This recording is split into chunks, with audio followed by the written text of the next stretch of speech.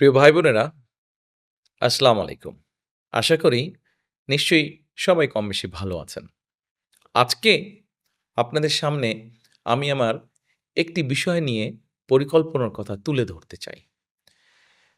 এর আগে যেই বিষয়গুলি বলেছিলাম, সেই বিষয়গুলো হয়তো একটু সিরিয়াস টাইপের ছিল।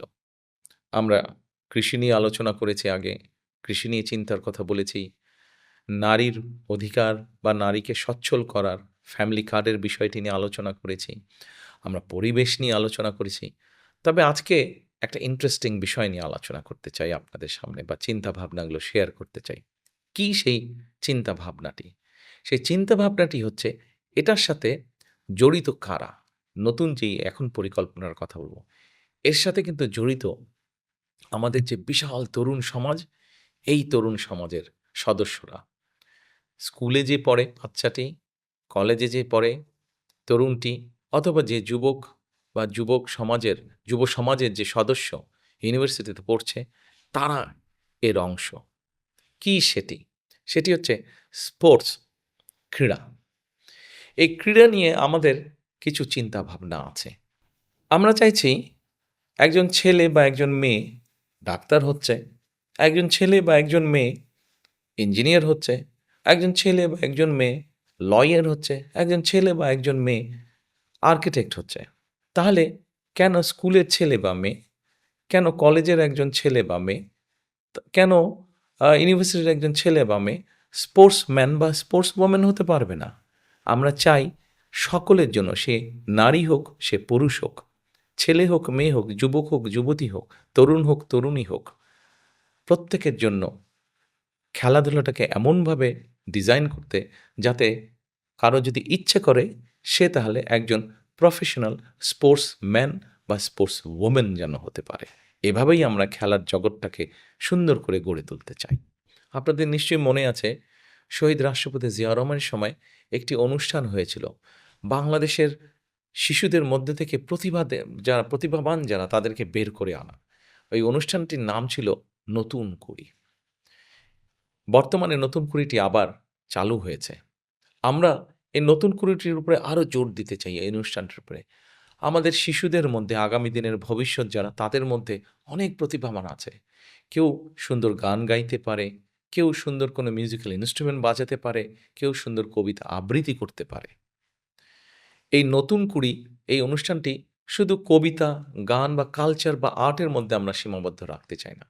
আমরা নতুন কুড়ির মধ্যে আরেকটি অংশ চালু করতে চাই, সেটি হচ্ছে স্পোর্টস।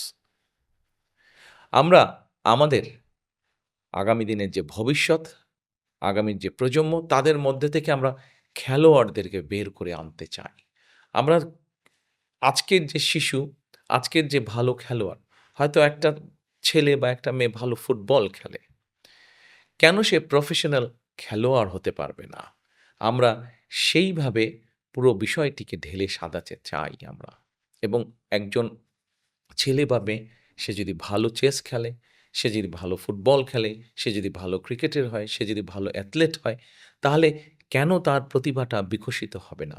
আমরা পুরো জিনিসটাকে এমনভাবে সাজাতে চাই, সে যেন তার ওই প্রতিভাটা বিকশিত করতে পারে। আমরা সেজন্যই স্কুল পর্যায়ে আমরা ক্লাস 4-5 থেকে আমরা যেটি করতে চাচ্ছি যে আমরা আপনাদের অর্থাৎ জনগণের সমর্থন নিয়ে আগামীতে ইনশাল্লাহ সরকার গঠনে সক্ষম হলে এই যে 12ই ফেব্রুয়ারির ভোট, এই ভোটে আমরা সরকার গঠন করতে পারলে আমরা শিক্ষা ব্যবস্থার মধ্যে এই ক্রীড়াটাকে নিয়ে আসতে চাই। ক্লাস 4 বা 5 থেকে আমরা এই খেলাধুলাটাকে কম্পালসারি করে দিতে চাই। কম্পালসারি অর্থাৎ একটা বাচ্চাকে খেলতেই হবে সে যখন যাবে। সরকার থেকে আমরা কিছু খেলা, যেই খেলাগুলোতে আমাদের দেশের ছেলেমেয়েরা ভালো করতে পারে, সেই খেলাগুলোকে আমরা কম্পালসারি করে দিব। যাতে করে একটা বাচ্চা যদি ফুটবল পছন্দ করে, যদি সে ডিফেন্সে খেলে, তাহলে তাকে আমরা ওভাবেই ছোটবেলা থেকে বড় করব যাতে সে যত বড় হতে থাকবে সে ওই ডিফেন্সে খেলবে এবং সেখান থেকে সে ভালো করতে থাকবে এবং সেখান থেকে সে ভালো প্র্যাকটিস করতে পারবে। আমরা আ এইজন্য শিক্ষা প্রতিষ্ঠানগুলোতে, সারা বাংলাদেশের শিক্ষা প্রতিষ্ঠানগুলোতে আমরা ধীরে, ধীরে ক্রীড়ার শিক্ষক নিয়োগ করতে চাই। ক্রীড়া শিক্ষক, স্পোর্টস টিচার নিয়োগ করতে চাই। এই স্পোর্টস টিচাররা শুধু যে একটা সাবজেক্টের স্পোর্টস টিচার থাকবে তা না, কয়েকটি সাবজেক্ট। যদি আমরা সরকার থেকে ৫টি বা ৬টি বা ৭টি স্পোর্টসকে বাছাই করে নিই, যেগুলোতে আমাদের দেশের বাচ্চারা ভালো করতে পারে, তাহলে সেরকম ৫টি বা ৬টি বা ৭টি স্পোর্টস থাকবে, যেই স্পোর্টসের টিচারদেরকেও আমরা রাখবো। ঠিক একইভাবে আরেকটি বিষয় আমরা তৈরি করতে চাই। একবারে আমরা পারব না, কিন্তু ধীরে, ধীরে আমরা আমাদের যে জেলাগুলো আছে, ৬৪টি জেলা আছে, এই ৬৪টা জেলায় আমরা স্পোর্টস ভিলেজ তৈরি করতে চাই। দেখি না চেষ্টা করে করা যায় কিনা? কেউ, কেউ হয়তো বলতেই পারে না, "হ্যাঁ, এরকম তো বললে অনেকেই বলতে পারে।" না, আমরা বলছি ৬৪টা না পারি ৩০টা পারব। যে কটাই পারি আমরা সেটি করতে চাই। এবার আসুন, আপনাদের নিশ্চয়ই যারা খেলাধুলার সাথে আপনারা বেশি খবর রাখেন খেলাধুলার, নিশ্চয়ই আপনারা জানেন যে আমাদের দেশের সন্তানেরা অলিম্পিকে যাচ্ছে, প্যারাঅলিম্পিকেও যাচ্ছে এবং প্যারাঅলিম্পিকে কিন্তু আমাদের ছেলেমেয়েরা অনেক ভালো করছে কিন্তু। সেজন্য যারা শারীরিকভাবে কিছুটা প্রতিবন্ধকতার সম্মুখীন, আমরা যারা একদম সুস্থ সবল তাদের জন্য যেরকম ব্যবস্থা করতে চাই, ঠিক একইভাবে যারা শারীরিকভাবে কিছুটা প্রতিবন্ধকতার সম্মুখীন, তাদের ভেতরেও যারা খেলাধুলায় ভালো করতে চান, তাদের মধ্যে বিভিন্ন খেলাধুলায়, ক্রীড়ায় অংশগ্রহণ করতে চান, তারাও যাতে সুযোগ থেকে বঞ্চিত না হন, তারও আমাদের চিন্তাভাবনা আছে, সেটারও আমরা ব্যবস্থা করতে চাই। ভবিষ্যতে ইনশাল্লাহ পৃথিবীর বিভিন্ন ইন্টারন্যাশনাল স্পোর্টস ইভেন্টগুলোতে আমাদের ছেলেমেয়েরা যাবে, তারা মেডেল নিয়ে দেশে ফিরে আসবে। প্রত্যেকেই যাতে সম্মান বয়ে নিয়ে আসতে পারে দেশের জন্য, এটিই হবে আমাদের চিন্তা ভাবনা। অর্থাৎ আমরা যেটি করতে চাইছি, আমরা খেলাকে একটি অন্যতম পেশা হিসাবে গড়ে তুলতে চাইছি।